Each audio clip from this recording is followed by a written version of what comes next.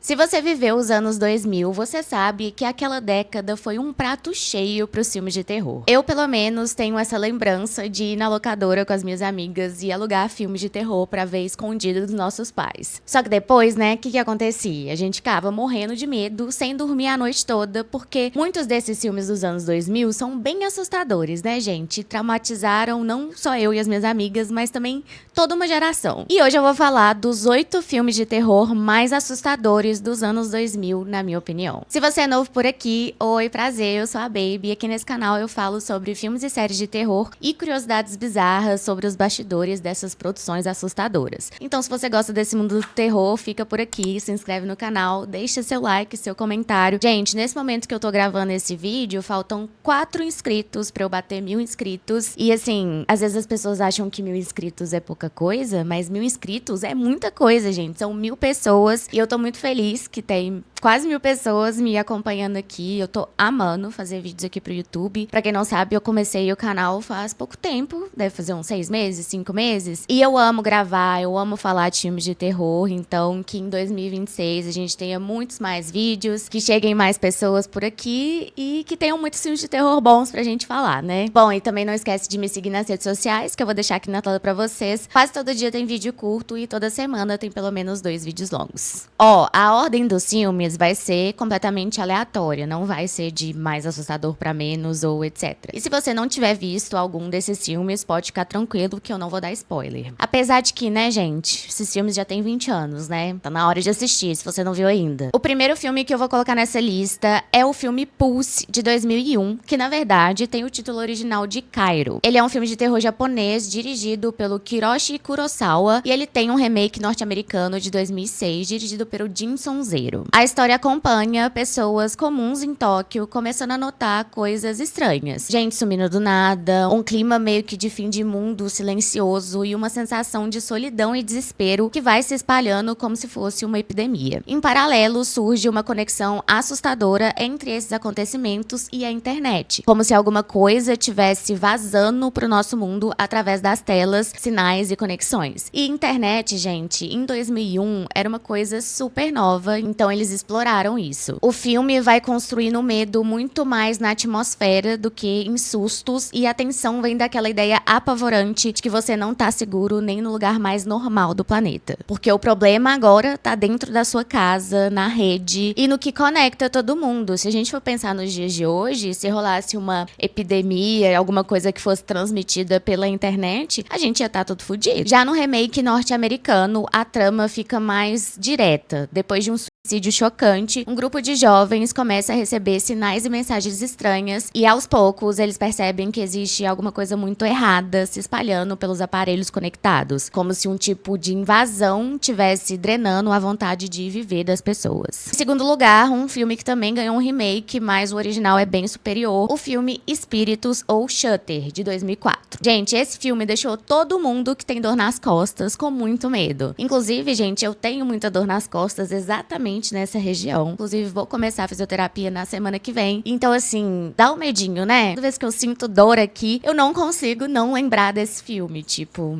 infelizmente, eu não consigo desver ele, né? Mas Espíritos é um filme de terror tailandês dirigido por, não sei se eu vou falar certo os nomes difíceis. Benjong Pisatanakul e o Park Pong Wungpong. A história acompanha o Tum, um fotógrafo, e a Jane, sua namorada, que depois de uma noite comum acabam se envolvendo em um acidente na estrada. A partir daí, a vida dos dois começa a desandar de um jeito bem específico. Nas fotos reveladas pelo Tum, passam a surgir manchas, sombras e presenças que não estavam ali na hora do clique. E o que parecia só uma coincidência vai ficando cada vez mais difícil de ignorar. Enquanto a Jane tenta entender o que está acontecendo, o mistério vai se aprofundando e trazendo à tona uma sensação bem incômoda de culpa, segredo e algo grudado neles. E o filme vai construindo medo justamente nessa mistura de investigação com assombração, sem depender só de jumpscare. O filme Espíritos fez bastante barulho ali nos anos 2000, foi um sucesso de bilheteria na Tailândia e acabou virando referência do terror asiático dessa década, justamente por usar um medo muito do cotidiano, que é a foto, né, a imagem, o registro, para construir muita tensão. E claro, o impacto foi tão grande que ele gerou uma onda de versões. Teve o remake norte-americano em 2008 com o mesmo nome e até outras refilmagens em diferentes países e idiomas. E esse filme filme deixou muita gente bem impactada, tá? E ele frequentemente aparece nessas listas de mais assustadores. E o motivo do trauma é bem direto. Ele tem uma ideia simples, que é a fotografia, e ele transforma ela em uma coisa muito assustadora, com sustos bem eficientes e principalmente um impacto final que muita gente lembra até hoje quando o assunto é filme que te deixa com uma sensação ruim por dias. Gente, sempre tem esse filme nessa lista. Em terceiro lugar, um filme que pessoalmente me traumatizou muito quando eu assisti. Eu fiquei, acho que, umas 2 noites sem dormir, que é o filme O Exorcismo de Emily Rose, de 2005. Gente, eu e meu irmão, a gente viu esse filme escondido dos nossos pais um dia de tarde, quando eles não estavam, né? Só que meu irmão ficou super de boa, né? Porque ele é mais velho que eu e tal. Mas eu fiquei com muito medo, muito assustada mesmo. E de noite eu não conseguia dormir. E aí eu ia pro quarto dos meus pais dormir. E é óbvio que eles ficaram bravos que a gente tinha assistido, né? Mas, gente, eventualmente eu superei esse filme. É isso, a gente supera, tudo passa. O Exorcismo de Emily Rose é um filme de terror de 2005, dirigido pelo Scott Derrickson. Na história, um padre chamado Richard Moore é levado a julgamento acusado de negligência depois que uma jovem, a Emily Rose, morreu durante um exorcismo. A defesa fica nas mãos da Erin, uma advogada bem racional e cética, que aceita o caso ali e conforme o processo avança, ela vai precisando reconstruir o que aconteceu com a Emily por meio de depoimentos e lembranças do período em que ela começou a ter episódios assustadores. O filme vai alternando entre o que é dito no tribunal e o que aconteceu na prática, e vai te colocando naquele lugar desconfortável e assustador, onde nada parece ter uma explicação simples. Pode ser que a Emily esteja sofrendo ali alguma coisa espiritual, uma possessão, ou pode ser que ela esteja sofrendo uma questão psiquiátrica. E essa é uma das grandes questões do filme. E esse filme, gente, é assustador. Ainda mais pelo fato de que ele é baseado em fatos reais. Então, logo no início do filme, né, tem aquele escrito baseado em fatos reais, que já te deixa 1 milhão de vezes mais tenso pra poder assistir o filme. Hoje em dia, né, muitos baseados em fatos reais não são tão baseados assim. Mas o Exorcismo de Emily Rose tem coisas bem similares ao caso que ele se inspirou, que é o caso da Anneliese Mitchell. Vou dar uma resumida rápida aqui no caso dela, pra quem não conhece. O caso da Anneliese Mitchell aconteceu na Alemanha. Ela era uma jovem muito religiosa que na adolescência começou a ter crises e episódios cada vez mais estranhos, convulsões, depressão e alterações de comportamento. Ela passou por tratamento médico e psiquiátrico com um diagnóstico ligado à epilepsia e transtornos mentais, mas sem melhora consistente mesmo com o tratamento. Com o tempo, ela e a família passaram a acreditar que aquilo não era só uma doença, era algo maligno possuindo ela. Depois de insistirem com a igreja, eles conseguiram a autorização do bispo local para poder realizar o ritual de exorcismo. Ao longo de 11 meses foram feitos dezenas de rituais, no total aí de 67 sessões, e existem gravações em áudio dessas cerimônias que depois apareceriam lá no tribunal. O ponto mais trágico é que nesse período a família foi deixando o acompanhamento médico de lado e a Anneliese foi piorando fisicamente até morrer no dia 1º de julho de 1976 por desnutrição e desidratação. Ela chegou a ficar num estado extremamente debilitado. Depois disso veio o processo. Em 1978, os pais e 2 padres foram julgados e condenados por homicídio culposo por negligência. E a acusação falava basicamente que ter chamado o médico naquele período e ter interrompido aquilo poderia ter evitado a morte da Anneliese. Tenso, né? E o filme retrata a história de uma forma bem sombria e assustadora. Não é à toa que ele faturou bastante nos cinemas. Olha só, ele teve orçamento estimado de 19 milhões de dólares e faturou em torno de 145 milhões de dólares no mundo inteiro. Além de também ter sido sucesso nas locadoras, nos canais de TV a cabo e também nos downloads, né? Em quarto lugar dessa lista, eu vou colocar o filme O Chamado. Claro, né, gente, que ele não pode faltar aqui, porque foi um super clássico dos anos 2000 que todo mundo conhece. Tipo, até quem não gosta de filme de terror conhece a Samara e sua fita maldita de Você Vai Morrer em 7 Dias. O Chamado é um filme de terror de 2002, dirigido pelo Gore Verbinski e estrelado pela Naomi Watts. A história acompanha a Rachel, uma jornalista que decide investigar a morte misteriosa de adolescentes que aparentemente tem uma coisa coisa em comum. Todo mundo tinha assistido a uma fita VHS amaldiçoada. A lenda é bem simples. Você assiste a fita, recebe uma ligação e depois disso você só tem mais 7 dias de vida. Só que a Rachel, movida pela investigação, acaba se envolvendo pessoalmente nesse mistério. E aí o filme vira uma corrida contra o tempo pra entender quem tá por trás dessa fita, por que aquilo acontece e como quebrar esse ciclo antes que seja tarde demais. O Chamado é o remake norte-americano do filme de terror japonês Ringo, de 1998. E ele acabou virando uma das obras que dispararam essa onda de remakes ocidentais de filmes de terror asiáticos nos anos 2000. Gente, e O Chamado foi um fenômeno. Ele teve um orçamento de 48 milhões de dólares e acabou faturando cerca de 249 milhões de dólares no mundo inteiro. Eu acredito que o filme fez tanto sucesso assim porque ele pegou uma coisa super comum da época, que era a fita VHS, e transformou isso num medo coletivo. E também eles tiveram uma estratégia de marketing criativa pra época. Antes da estreia do filme, a divulgação nos Estados Unidos incluiu trechos da fita amaldiçoada passando em canais de TV na madrugada. Sem explicação nenhuma, no meio da programação, e eles também colocaram fitas VHS sem rótulo plantadas em lugares aleatórios, tipo perto de eventos, em cinemas, na rua, etc. Para as pessoas encontrarem essa fita e assistirem achando que era alguma coisa real. Gente, que medo! Imagina, você acha uma fita ali na rua, no chão, e essa fita amaldiçoada do filme, tá doido? Além disso, existiu uma versão do VHS comercial e do DVD que tinha a fita amaldiçoada antes do filme de fato. E, gente, quase que eu esqueci de falar, a cena da Samara saindo da televisão, gente. Todo mundo conhece essa cena, não tem como, é muito icônica.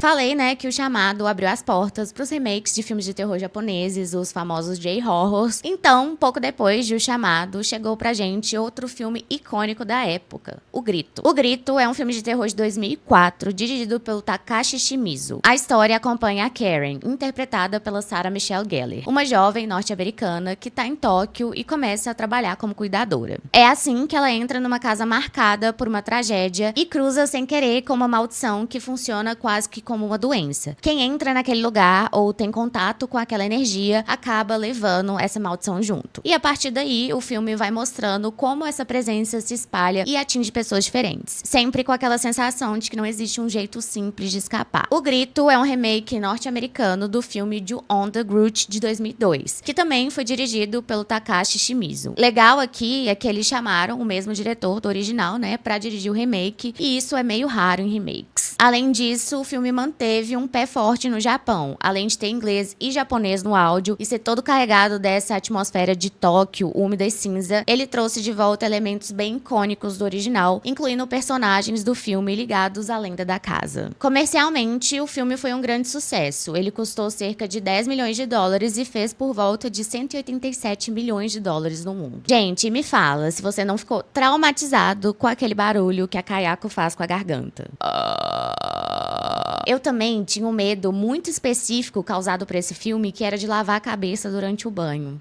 Agora, em sexto lugar dessa lista, eu vou colocar o filme O Abismo do Medo, de 2005, que tem essa capa aqui que pra mim é icônica. O Abismo do Medo é um filme de terror britânico dirigido e escrito pelo Neil Marshall. Nele, um grupo de 6 amigas decide fazer uma exploração em cavernas depois de um ano de um trágico acidente. Só que a expedição sai do controle quando elas acabam presas lá embaixo na caverna e são caçadas por criaturas subterrâneas, cegas e bizarras, transformando a jornada de superação do luto em uma luta brutal pela sobrevivência, enquanto verdades escondidas vêm à tona. Uma curiosidade sobre esse filme é que existem 2 versões do final, uma britânica e uma norte-americana, com uma diferença pequena, mas impactante. O Abismo do Medo também foi um sucesso da época. Ele teve orçamento de 7 milhões de dólares e fez cerca de 57 milhões de dólares no mundo inteiro. Em sétimo lugar, também com essa capa icônica de caveira que eu lembro muito de ver na locadora e ficar super assustada, eu vou colocar o filme Premonição, o primeiro dessa franquia que eu amo. Premonição é um filme de terror do ano 2000, dirigido pelo James Wong. Não é o James Wan, tá, gente? É o James Wong. A história começa quando o jovem Alex tá prestes a embarcar num voo ali com os colegas dele. E do nada, ele tem uma premonição super realista de que o avião vai explodir. Ele entra em pânico, cria maior confusão e acaba saindo da aeronave. E algumas pessoas saem junto com ele. Pouco tempo depois, o acidente acontece de verdade, matando várias pessoas. Só que o fato de alguns ali terem escapado por causa da premonição do Alex, não significa que eles estão salvos, porque ninguém, absolutamente ninguém, pode enganar a morte. Por isso, um por um, todos aqueles que escaparam do acidente começam a morrer de formas trágicas e bizarras. Uma curiosidade bem legal sobre premonição é que a ideia original veio do Jeffrey Haddick, que escreveu a ideia como um roteiro pensado para um episódio de Arquivo X e depois o projeto foi transformado em um longa. A inspiração dele veio de uma história real que ele leu. Uma mulher teria trocado de voo porque a mãe sentiu que algo ruim ia acontecer. E aí, o avião em que ela estaria acabou caindo de verdade. Premonição custou cerca de 23 milhões de dólares e fez por volta de 112 milhões de dólares no mundo inteiro. E o sucesso foi tão grande que virou uma longa franquia aí. E por último, mas não menos importante, um filme que também deu origem a uma longa franquia. Longa até demais, né, gente? Podia ter parado antes. E esse filme é Jogos Mortais, de 2004. Jogos Mortais é um filme de terror dirigido pelo James Wan